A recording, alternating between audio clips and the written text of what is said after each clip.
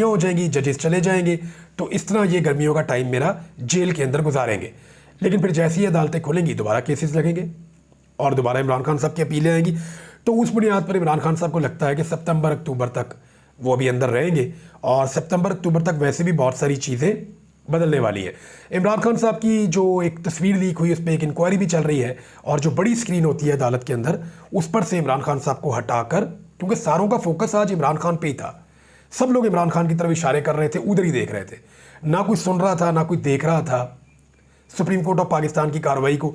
सब इमरान खान को देख रहे थे और इमरान खान को देखना चाह रहे थे, बल्कि चेमगोइयाँ और सरगोशियाँ भी हो रही थी। तो जो बड़ी स्क्रीन है उसको हटाकर छोटी स्क्रीन पे इमरान खान साहब को मुंतकिल किया गया। तो इमरान खान साहब को छोटी स्क्रीन पे रखें या बड़ी स्क्रीन पे रखें, उसका कद सबसे बड़ा है पाकिस्तान की सियासत में, ये सबको मानना पड़ेगा। नाज़रीन, इमरान खान के नज़र आने के बाद पाकिस्तान के मुख्तलिफ इलाकों में लोग निकले और उन्होंने जश्न मनाना शुरू कर दिया कि हमारा लीडर ठीक ठाक है। यानी इमरान खान को सेहत और तंदुरुस्त देखने के बाद और उनको खैर आफियत के साथ देखने के बाद लोग निकले, ख़ास तौर पे खैबर पख्तूनख्वा में। उन्होंने जनाब मिठाइयाँ खाना शुरू कर दी, मिठाइयाँ बांटना शुरू कर दी और जश्न मनाना शुरू कर दिया। तो इस तरह के मनाजिर भी सामने आ रहे हैं। तो ये एक आदमी की तस्वीर है जो इस मुल्क में इस लेवल पे चीज़ों को ले जाती है। अगर वो खुद आदमी अब बाहर आ जाता है, देखें इमरान खान के पास सारा कुछ था, वो बोलता भी बहुत कमाल था, वो वज़ीर आज़म पाकिस्तान भी रहा था, वो आम आदमी की नफ्स पे भी हाथ रखता था, वो दलेर भी था, वो पॉइंट ऑफ व्यू भी पब्लिक ओपिनियन के मुताबिक लेता था। हर चीज़ सियासी नुक्ता नज़र से उसके पास मौजूद थी। एक करैक्टर भी था, दलेर भी था, लेकिन जिस एक चीज़ की कमी थी वो जेल काटना था। तो इमरान खान ने जेल भी काट ली और बहादुरों की तरह काट ली। अब एक पूरी प्रोडक्ट आपके सामने मौजूद है। मौजूदा दौर में आप एक लीडर के अंदर जितनी चीज़ें तलाश करते हैं वो सारी आपको इसमें मिल जाती हैं। तो अब जो है वो इमरान खान साहब बाकी तमाम लीडरों से लीड ले गए। आज कुछ तस्वीर शेयर हुई, मैंने भी इसको एक रीट्वीट किया कि जब नवाज शरीफ जेल में थे तो अस्पताल में, जरदारी साहब जेल में थे तो अस्पताल में, शहबाज शरीफ साहब जेल में थे तो अस्पताल में, शर्जील इनाम मेमन जेल में थे अस्पताल में, हमजा शबाद इलाज चल रहा है, मरियम नवाज बीमार हो गई। जो बंदा भी इनका जेल गया वो बीमार हुआ। डॉक्टर आसिम बीमार, इसहाक डार बीमार, जो बंदा इनका पकड़ा जाता है फौरन बीमार हो जाता है। ये रवायती पॉलिटिकल पार्टीज़ का एक खासा है। और एक तस्वीर इमरान खान की आई है जेल से, मज़े से बैठा हुआ इंतज़ार कर रहा है अपनी बारी का। आज तो बारी नहीं आई, अगली पेशी पे इमरान खान साहब की बारी आएगी तो पता चलेगा। नाज़रीन, दो चार चीज़ें आपको और भी बता देता हूँ, आज और भी खबरें हैं, वो भी आप सुन लीजिए। एक तो जो चीफ जस्टिस ऑफ पाकिस्तान के हवाले से ये खबर आ रही थी कि chief justice of Pakistan extension लेना चाहते हैं, उसमें एक खबर अब अखबार में छपी है कि चीफ जस्टिस कादी फ़ायद ईसा की मुलाजमत में तौसील लेने में अदम दिलचस्पी। अब तो बंदे ही पूरे नहीं है। जब तक बंदे पूरे थे, जब तक 2/3 अक्सरियत हुकूमत के पास मौजूद थी, तब तक कादी फ़ायद ईसा साहब ने इस खबर को डिनाई नहीं किया, अभी भी नहीं किया। ये तो अखबार में एक ज़राए से खबर छपी है। अब हुकूमत के पास बंदे पूरे नहीं हैं, अब तो अंगूर खट्टे हैं। कादी फ़ायद ईसा साहब फ़िलहाल तो एक्सटेंशन ले नहीं सकते। उसके लिए करना ये पड़ेगा कि कादी साहब को कुछ ना कुछ करके सुप्रीम कोर्ट ऑफ पाकिस्तान में एक ऐसा बेंच बनाना पड़ेगा जो 2/3 अक्सरियत वापस दिलाए वफाकी हुकूमत को, और फिर उस 2/3 अक्सरियत को इस्तेमाल करते हुए कादी फ़ायद ईसा साहब को एक्सटेंशन दी जाए। दूसरा एक और काम भी करना पड़ेगा, लाहौर हाई कोर्ट के जो चीफ जस्टिस हैं उन्हें काबू करना पड़ेगा, क्योंकि उन्होंने बड़ा कमाल काम किया। उन्होंने 8 जजेस के नाम दिए हैं जो इलेक्शन ट्रिब्यूनल के तौर पे केसेस को सुनेंगे और पाकिस्तान तहरीक इंसाफ की जीती हुई नशिस्तें उनको वापस करेंगे।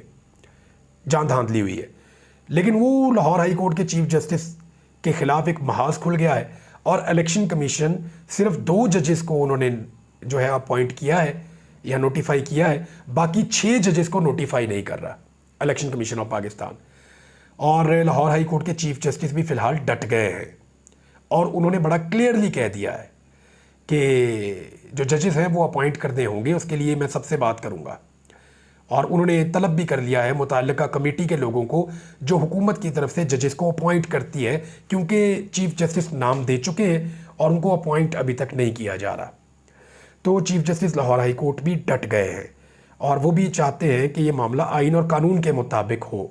इसमें एक जो स्टेटमेंट है वो बहुत इम्पॉर्टेंट है, जो स्टेटमेंट फैसल वाडा के मुंह से दिलवाया गया था या उन्होंने जो स्टेटमेंट दिया था पगड़ियों को फुटबॉल बनाने वाला, तो उस पर जस्टिस अतर मिनुल्लाह साहब का एक ऑब्जर्वेशन सामने आई। उन्होंने जो जुमले कहे वो मैं आपको बता देता हूँ। उन्होंने कहा कि पगड़ियाँ फुटबॉल बना दी गई हैं, ये वादे कर दूं कि कोई भी जज ना डरेगा ना सहमेगा। आपने जजेस को प्रॉक्सी के ज़रिए धमकाना शुरू कर दिया है। जस्टिस अतर मिनुल्लाह का अटॉर्नी जनरल से इस्तफार, यानी अटॉर्नी जनरल को उन्होंने कहा कि आपने प्रॉक्सीज़ के ज़रिए से, प्रॉक्सी आप समझते हैं कि वो क्या होती है, कि डायरेक्टली आपने कोई काम नहीं करना तो फिर आपने एक प्रॉक्सी खड़ी कर देनी है, उसके ज़रिए से आपने ये काम करना है। हम कॉलेज में और स्कूल में हमें याद है अच्छी तरह मेरी प्रॉक्सी बोल देना। प्रॉक्सी मीन्स ये है कि वो खुद तो गैर हाजिर है, वहाँ मौजूद नहीं है, उसकी जगह पे कोई बच्चा यस सर और उसकी अटेंडेंस लग जाती थी, तो ये प्रॉक्सी बोलना इसको कहते हैं। वहाँ से ये लफ्ज़ मुझे पहली दफ़ा समझ आया था। तो जज साहब कहते हैं कि आपने जजेस को प्रॉक्सी के ज़रिए डराना शुरू कर दिया, धमकाना शुरू कर दिया है। पगड़ियाँ फुटबॉल बना दी गई हैं, ये वादे कर दूँ कि कोई भी जज ना डरेगा ना सहमेगा। तो ये भी एक बड़ा क्लियर मैसेज है। शेख रशीद अहमद साहब बड़े अरसे बाद बोले, उन्होंने कहा जी हुकूमत का इंजन धुआं दे रहा है, 30 जून से सियासत में बड़ी तब्दीली आएगी। लेकिन नाज़रीन, इस वक्त जो सबसे ज़्यादा उम्मीद थी वो इस बात की थी मौजूदा हुकूमत के मोहम्मद बिन सलमान आएंगे और वो पाकिस्तान के इंतजाम संभालेंगे।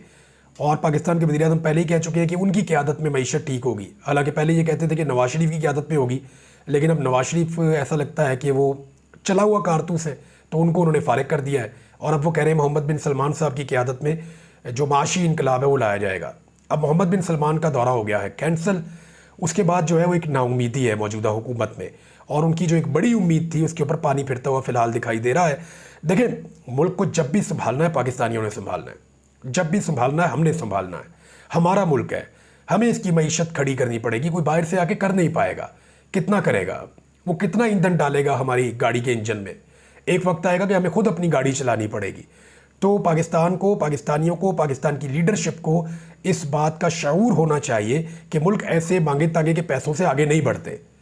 ये ज़रूर है कि आपको थोड़ी देर के लिए रिलीफ मिल जाता है, लेकिन मुल्कों को आगे बढ़ाने के लिए खुद कुर्बानी देनी पड़ती है, खुद हौसला करना पड़ता है, हिम्मत दिखानी पड़ती है, और उसका इस हुकूमत में फुकदान है। उसकी वजह यह है कि ये तो मैंडेट के साथ ही नहीं है। अब तक के लिए इतना ही, अपना ख्याल रखिएगा, अपने इस चैनल का भी। अल्लाह हाफ़िज़।